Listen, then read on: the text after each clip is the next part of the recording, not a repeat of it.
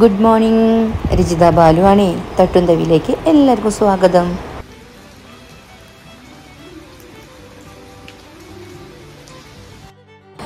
അങ്ങനെ പറഞ്ഞ് കാത്ത് മഴ ഇങ്ങ് വന്നുല്ലേ. മഴ വന്നാലും വന്നില്ലെങ്കിലും നമുക്ക് പരാതിയാണല്ലേ. കണ്ടില്ലെങ്കിൽ അയ്യോ എന്താ ചൂട്, മഴ ഇങ്ങ് കാണാനില്ലല്ലോ, അയ്യോ എവിടെ പോയി മഴ എന്നുള്ള പരാതി. വന്നു കഴിഞ്ഞാലോ കഷ്ടം, മഹാകഷ്ടം, അത് ഇത് എന്നുള്ള സങ്കടങ്ങളുമാണ്. അത് മഴയ്ക്കുള്ള ഒരു ശാപമാണ് കേട്ടോ. എനിവേ ആ കാര്യങ്ങളൊക്കെ അവിടെ നിൽക്കട്ടെ. എന്തായാലും മഴ തന്നെയാണ് നമ്മുടെ വിഷയം കേട്ടോ.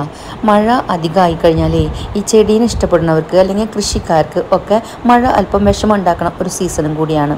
പക്ഷേ ഗാർഡൻ സെറ്റ് ചെയ്തിട്ടുള്ളവർക്ക് അല്ലെങ്കിൽ പ്ലാന്റ്സ് കെയർ ചെയ്യണവർക്ക് ഈ മഴേനെ പേടിയാണ്. മഴ വന്നു കഴിഞ്ഞാൽ ചെടികൾ നശിക്കും, ആകെ ആവലാതിയും വേവലാതിയൊക്കെയാണ് കേട്ടോ. എന്തായാലും പ്രകൃതിയാലുള്ള എല്ലാ കാര്യങ്ങളും എല്ലാ ചെടികളും അനുഭവിച്ചോട്ടെ. കാറ്റും വെയിലും മഴയും മഞ്ഞും ഒക്കെ അവരനുഭവിക്കട്ടെ. ചില ചെടികൾക്ക് കെയറിങ് വേണമെന്നുള്ളത് സത്യമായ കാര്യം തന്നെയാണ് കേട്ടോ. ഓവർ വെള്ളമോ അല്ലെങ്കിൽ കുത്തനെയുള്ള വെള്ളം വീഴലോ അങ്ങനെ ചില ചെടികൾക്ക് കേടാവാൻ ഈ മഴക്കാലം നല്ലത്, കേടാവാനുള്ള ചാൻസ് ഉള്ളത് തന്നെയാണ്, ഇല്ല എന്ന് പറയുന്നില്ല കേട്ടോ. പക്ഷേ ശരിക്കും പറഞ്ഞാൽ നമുക്ക് ഈ പ്രൂണിങ്ങിന്, അതുപോലെ തന്നെ റീപോട്ടിങ്, പിന്നെ അതുപോലെ തന്നെ എന്താണ് റീപ്ലേസിങ്, ഷിഫ്റ്റിങ്, ചെടികളൊക്കെ ഇങ്ങനെ ചെയ്യാനുള്ള ഏറ്റവും ബെസ്റ്റ് ടൈം റെയിനി സീസണാണ് കേട്ടോ. അത് നമ്മൾ പലരും ശ്രദ്ധിക്കാതെ പോകുന്ന ഒരു കാര്യമാണ്. അപ്പോൾ നമുക്ക് ഇന്ന് ഞാൻ അത്തരത്തിൽ നമ്മുടെ ഗാർഡൻ, പൂച്ചെടികളുടെ ഗാർഡനിൽ ഒരു പ്ലാന്റിനെ മാത്രം എടുത്തിട്ട് അതിൻ്റെ ഒരു കെയറിങ് വീഡിയോ ആയിട്ടാണ് കേട്ടോ ഞാൻ വന്നിട്ടുള്ളത്. അത് മറ്റാരുമല്ല, നമ്മുടെ റോസ് പ്ലാന്റ് തന്നെയാണ് കേട്ടോ. മൂപ്പര് ഒരു റോയൽ പ്ലാന്റ് അല്ലേ റോസ് എന്ന് പറയുന്നത്. അപ്പോൾ എന്ന പോലെ മൂപ്പർക്ക് നല്ല റോയൽ ട്രീറ്റ്മെൻറ്റ് കിട്ടണമെന്ന് അല്പം വാശിയുള്ള ആളും കൂടിയാണ് കേട്ടോ, ആഗ്രഹമുള്ള ആളും കൂടിയാണ്. എങ്കിലൊക്കെ തന്നെയാണ് നമുക്ക് 100% റിസൾട്ട് മൂപ്പര് തരുള്ളൂ കേട്ടോ. അപ്പോൾ അത്തരത്തിലുള്ള ഒരു ടിപ്സ് അടങ്ങിയ ഒരു വീഡിയോ ആണ് ഞാൻ ഇന്ന് ഷെയർ ചെയ്യുന്നത്. നമുക്ക് നേരെ വീഡിയോയിലേക്ക് കടന്നാലോ. അപ്പോൾ റോസിൻ്റെ മഴക്കാല സംരക്ഷണം എന്ന നമ്മുടെ ഇന്നത്തെ വിഷയത്തിൽ ഒന്നാമത്തെ ടിപ്പ് എന്ന് പറയുന്നത്, നമ്മുടെ ചട്ടികളിലോ നിലത്തോ ഒക്കെ നമ്മൾ റോസ് പ്ലാന്റ് വെച്ചിട്ടുണ്ടാവും അല്ലേ. അപ്പോൾ ആ റോസിൻ്റെ തടത്തിലോ അല്ലെങ്കിൽ പരിസരത്തോ നിറയെ മഴക്കാലത്ത് പുല്ലുകൾ മുളയ്ക്കാൻ ചാൻസ് ഉണ്ട്. നമ്മൾ പുല്ലുകൾ ശരിക്കും ന്യൂട്രിയൻസാന്ന് പറയും, പക്ഷേ എല്ലാ പുല്ലുകളും ന്യൂട്രിയൻസ് അല്ല കേട്ടോ. ഈ പുല്ലുകൾ പാഴ്പുല്ലുകളാണ്, കളകളാണ്. അത് അവിടെ ഉണ്ടെങ്കിൽ മറ്റ് പ്രാണികളോ പുഴുക്കളോ ഒക്കെ ആ പുല്ലിൽ വന്ന് അവരുടെ ഭക്ഷണം തേടി വരും. പയ്യെ അവർ നമ്മുടെ റോസ് പ്ലാന്റിനെയും കൂടെ ആക്രമിക്കാനുള്ള ചാൻസ് ഉണ്ട്. അപ്പോൾ അത് ഒഴിവാക്കാനായിട്ട് നമ്മുടെ ആദ്യത്തെ സ്റ്റെപ്പ് അല്ലെങ്കിൽ ആദ്യത്തെ ടിപ്പ് എന്ന് പറയുന്നത് റോസിൻ്റെ തടം, പരിസരം വൃത്തിയാക്കുക, പുല്ലുകൾ പറിച്ചു കളഞ്ഞ് വൃത്തിയാക്കുക എന്നതാണ് കേട്ടോ. രണ്ടാമത്തെ ടിപ്പ് എന്ന് പറയണതേ, നമ്മളുടെ റോസിൻ്റെ അറ്റത്ത് അഗ്രഭാഗമൊക്കെ ചിലപ്പോൾ കരിഞ്ഞ് നിൽക്കണ കണ്ടിട്ടില്ലേ. അതുപോലെ തന്നെ ചില കമ്പുകളും കരിഞ്ഞ് നിൽക്കണത് കാണാൻ പറ്റും നമുക്ക്. അതുപോലെ ഇലകൾ മഞ്ഞളിച്ച് നിൽക്കണുണ്ടാവാം. അപ്പോൾ അതൊന്നും നമുക്ക് ആവശ്യമില്ല കേട്ടോ. അപ്പോൾ പതുക്കെ ആ കരിഞ്ഞ അഗ്രഭാഗമോ കരിഞ്ഞ കമ്പുകളോ ഒക്കെ ഉണ്ടെങ്കിൽ അത് കട്ട് ചെയ്ത് നമ്മൾ മാറ്റണം. അതുപോലെ തന്നെ ആ നമ്മുടെ റോസ് പ്ലാന്റ് ഒന്ന് പതുക്കെ ഷെയ്ക്ക് ചെയ്ത് കഴിഞ്ഞാൽ കൊഴിയണ മഞ്ഞ കളറിലുള്ള ഇലകൾ കൊഴിഞ്ഞു പോകും. അല്ലാത്തത് നമുക്ക് കട്ട് ചെയ്ത് മാറ്റാട്ടോ. കാരണം അത് മുഴുവൻ ചീത്തയായിട്ടുള്ളതാണ്. അത് ആ ചെടിയിൽ തന്നെ നിൽക്കും തോറും ആ ചെടി മൊത്തമായിട്ട് കരിഞ്ഞുണങ്ങി പോകാനുള്ള ചാൻസ് ഉണ്ട്. അത് ഒഴിവാക്കാനാണ് ഇത് കട്ട് ചെയ്ത് മാറ്റണം എന്ന് പറഞ്ഞത് കേട്ടോ. കട്ട് ചെയ്ത് മാറ്റുന്നതോടൊപ്പം തന്നെ ആ കട്ട് ചെയ്ത മുറിവുകളിൽ നമ്മൾ ഒരു ഫംഗിസൈഡ്സ് പേസ്റ്റ് എന്തെങ്കിലും തേച്ച് കൊടുക്കണം. അതൊരെണ്ണം ഞാൻ ബയോ ഫംഗിസൈഡ്സ് ഉണ്ടാക്കി തേക്കണത് ഈ വീഡിയോയിൽ തന്നെ ഉൾപ്പെടുത്തിയിട്ടുണ്ട് കേട്ടോ. അപ്പം ഞാൻ ഉണങ്ങിയ കമ്പുകൾ മുറിച്ചപ്പോഴേ ഒരു ചെറിയ പച്ച തണ്ട് നല്ലത് വന്നിട്ടുണ്ട്. അത് വീണ്ടും കുഴിച്ചിടാൻ വേണ്ടിയിട്ടാണ് അവിടെ മാറ്റി ഇട്ടത് കേട്ടോ. മൂന്നാമത്തെ ടിപ്പ് എന്ന് പറയണതേ, നമ്മുടെ മഴയൊക്കെ പെയ്തിട്ട് ചിലപ്പോൾ ചട്ടിയുടെ ഓട്ടയൊക്കെ അടഞ്ഞ് ചട്ടികളിൽ വെള്ളം കെട്ടി നിൽക്കുന്നുണ്ടാവാം.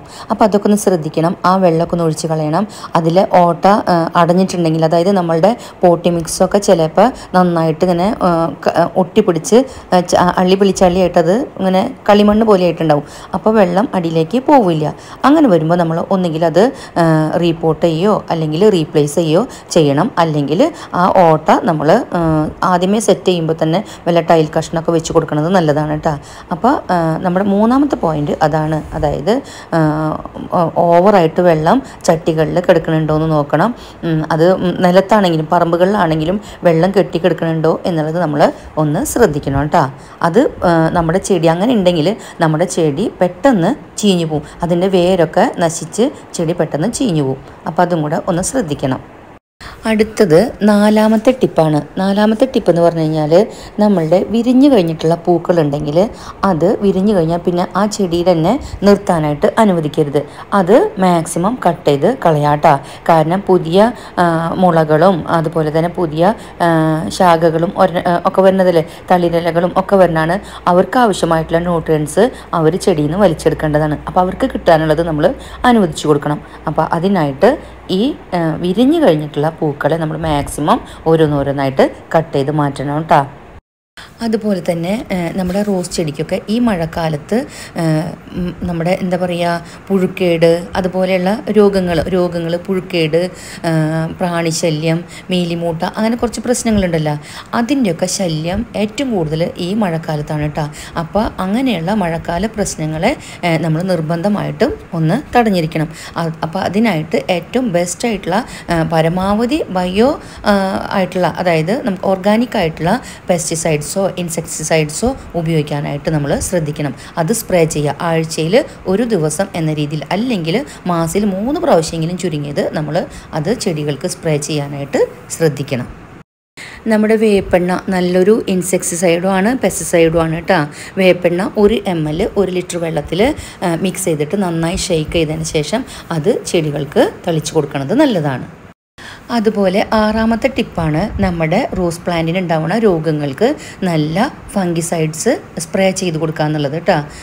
അപ്പോൾ അത് നമ്മൾ ഓർഗാനിക്കായിട്ട് ഇതുപോലെ നമുക്ക് ഉണ്ടാക്കാം. അത് സ്പ്രേ ചെയ്ത് കൊടുക്കണം. ഈ നേരത്തെ പറഞ്ഞ പോലെ തന്നെ ആഴ്ചയിൽ ഒരു ദിവസം എന്ന കണക്കിലാണ് നമ്മൾ സ്പ്രേ ചെയ്ത് കൊടുക്കേണ്ടത്. നമ്മളുണ്ടല്ലോ ഇപ്പോൾ ഇൻസെക്ടിസൈഡ്സ്, അതായത് പ്രാണി പുഴു, അവർക്ക് വേണ്ടിയിട്ട് നമ്മൾ സ്പ്രേ ചെയ്തിട്ടുണ്ടെങ്കിൽ ആഴ്ചയിൽ ഒരു ദിവസം തന്നെയല്ലേ പറഞ്ഞല്ലേ, അവർക്ക് സ്പ്രേ ചെയ്തിട്ടുണ്ടെങ്കിൽ അവിടുന്ന് 2 ദിവസം കഴിഞ്ഞതിന് ശേഷം മാത്രമാണ് ചെടിക്ക് ഉണ്ടാവുന്ന രോഗങ്ങൾക്കുള്ള ഫംഗൽ ഇൻഫെക്ഷന് വേണ്ടിയിട്ടുള്ള മരുന്ന്, ഈ പ്രാണികൾക്കൊക്കെ അടിച്ചുള്ള മരുന്ന് അടിച്ചതിൻ്റെ 2 ദിവസം കഴിഞ്ഞതിന് ശേഷം മാത്രമേ അടിക്കാൻ പാടുള്ളൂ കേട്ടോ, സ്പ്രേ ചെയ്യാൻ പാടുള്ളൂ. 7ാമത്തെ ടിപ്പാണ് നമ്മുടെ റോസ് പ്ലാന്റ്സിന് ഇപ്പോൾ ഡ്രൈ ആയിട്ട് അതിൻ്റെ തടത്തിലുള്ള മണ്ണ് നന്നായിട്ട് കംപ്ലീറ്റ് ആയിട്ട് ഡ്രൈ ആക്കി എടുക്കുകയാണെങ്കിൽ മാത്രം നനച്ചാൽ മതി കേട്ടോ. ഓവർ ആയിട്ടുള്ള വാട്ടറിങ്ങിൻ്റെ ആവശ്യം, ഓവറായിട്ടുള്ള നനയ്ക്കലിൻ്റെ ആവശ്യമില്ല. അതുപോലെ തന്നെ പകൽ സമയത്ത് നനച്ചാൽ മതി, രാത്രി നനയ്ക്കേണ്ട ആവശ്യമേ ഇല്ല. അതുപോലെ തന്നെ 8ാമത്തെ പോയിൻ്റാണ്, ടിപ്പാണ് നമ്മുടെ റോസ് പ്ലാന്റ്സിന് ഈ മഴക്കാലത്ത് ഓവർലോഡായിട്ട് വളം കൊടുക്കേണ്ട ആവശ്യമില്ല. അതുപോലെ ലിക്വിഡ് ഫോമിലുള്ള വളങ്ങളൊന്നും നമ്മൾ ഈ സമയത്ത് ഇനി കൊടുക്കണമെന്ന് ഇല്ല. അഥവാ വളം കൊടുക്കുകയാണെങ്കിൽ 2 ആഴ്ച കൂടുമ്പോൾ, ഒരു 15 ദിവസം കൂടുമ്പോൾ നമ്മുടെ കാലിവളങ്ങൾ, അതായത് ആട്ടിൻകാഷ്ടം, കോഴിക്കാഷ്ടം, ചാണകപ്പൊടി അങ്ങനെയുള്ളത് കൊടുക്കുക. അല്ലെങ്കിൽ പിന്നെ നമ്മൾ എന്തെങ്കിലും അത്രയും ചെടിക്ക് ഗുണം ചെയ്യണ എന്തെങ്കിലും ലിക്വിഡ് ഫോമിലുള്ളതാണ് കൊടുക്കാൻ ഉദ്ദേശിക്കണമെന്ന് വെച്ച് കഴിഞ്ഞാൽ സ്പ്രേ ചെയ്ത് കൊടുക്കുക. കാരണം ഈ സീസണിൽ ചെടികളുടെ സുഷിരങ്ങളൊക്കെ ഒന്ന് ഓപ്പൺ ആയിട്ടിരിക്കുന്ന സമയമാണ്. അപ്പോൾ അത് വേഗം അബ്സോർവ് ചെയ്യും. അതുകൊണ്ട് ഒന്നുകിൽ സ്പ്രേ ചെയ്യുക. അപ്പോൾ ഓവർലോഡായിട്ടുള്ള വളപ്രയോഗം വേണ്ട കേട്ടോ.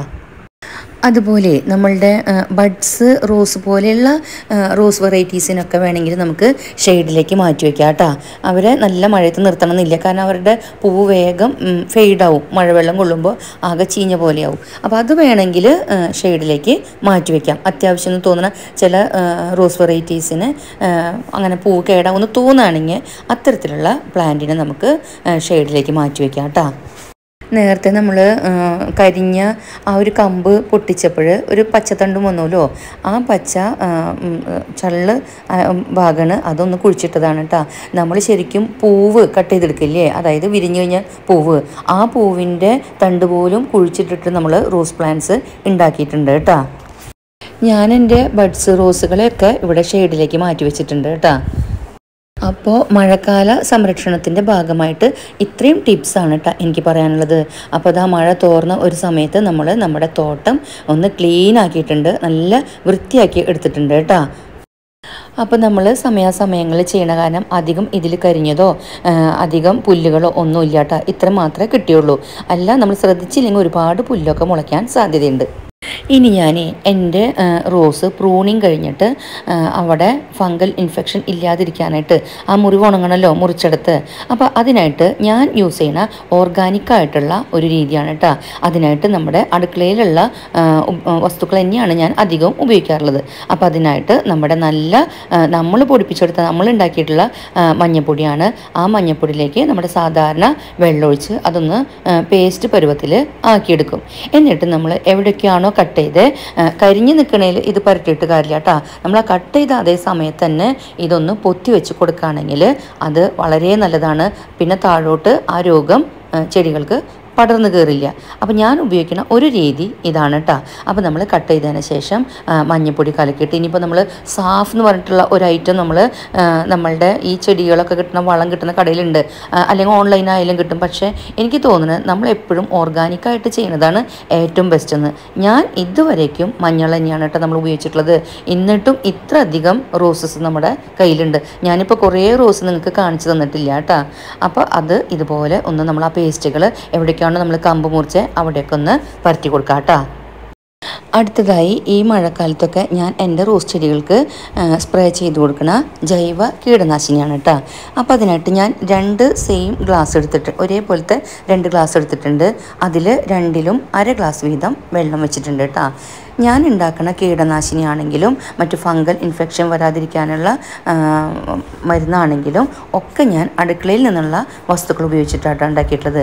അപ്പോൾ ഇത് നമ്മുടെ കായാണ് കേട്ടോ. സാമ്പാറിലും രസത്തിലൊക്കെ നമ്മൾ ചേർക്കണ കായം 2 തരത്തിലുണ്ട്. കട്ടിയുള്ളതുണ്ട്, പൊടിയുണ്ട് കേട്ടോ. ഞാൻ എൻ്റെ സൗകര്യത്തിന് പൊടിയാണ് എടുക്കുന്നത് ഇപ്പോൾ കാണിച്ചു തരാനായിട്ട്. അപ്പോൾ പൊടിയാകുമ്പോൾ വേഗം നമുക്ക് വെള്ളത്തിൽ അലിയുമല്ലോ. മറ്റേ കായമാണെങ്കിൽ നമ്മളൊരു 15-20 മിനിറ്റ് നേരം വെള്ളത്തിലിട്ട് വെച്ചിട്ട് നന്നായിട്ട് സ്പൂൺ കൊണ്ട് കലക്കി കഴിഞ്ഞാൽ അത് കലങ്ങുന്നതാണ്. ഞാൻ ഇപ്പോൾ പൊടിയാണ് എടുത്തത്. അപ്പോൾ ഒരു ഗ്ലാസ്സിലുള്ള ആ അര ഗ്ലാസ് വെള്ളത്തിലേക്ക് ഞാൻ ഇത് 5 ഗ്രാമോളം കായം പൗഡർ ഇട്ട് കൊടുത്തിട്ട് നന്നായിട്ട് കലക്കിയെടുത്തിട്ടുണ്ട്.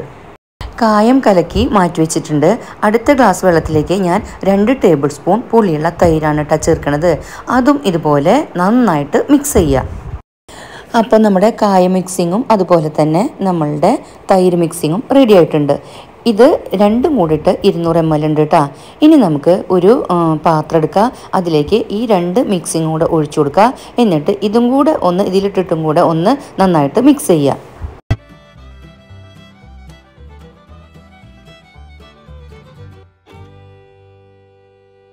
ബേസിനിലേക്ക് ഒഴിച്ചതിന് ശേഷം നമ്മൾ 2ഉം കൂടെ നന്നായിട്ട് മിക്സ് ചെയ്തിട്ടുണ്ട്. ഇനി നമുക്ക് ഇതിലേക്ക് 4 ഗ്ലാസോളം വെള്ളം, സാധാരണ വെള്ളം ചേർത്ത് കൊടുക്കാം കേട്ടോ. 200 ml ഗ്ലാസ് നമ്മൾ നേരത്തെ എടുത്ത അതേ അളവ് ഗ്ലാസ് തന്നെ. അപ്പോൾ നമുക്ക് എല്ലാം കൂടെ 1 ലിറ്റർ വെള്ളമാവും കേട്ടോ. 4 ഗ്ലാസ് വെള്ളം കൂടെ ചേർത്തിട്ട് എല്ലാം കൂടെ ഒന്നും കൂടെ നന്നായി മിക്സ് ചെയ്യുക. എന്നിട്ട് അതൊരു സ്പ്രേയർ ബോട്ടിലേക്ക് ഒഴിച്ചിട്ട് നമുക്ക് എല്ലാ റോസ് ചെടികൾക്കും ഇത് സ്പ്രേ ചെയ്ത് കൊടുക്കാം കേട്ടോ.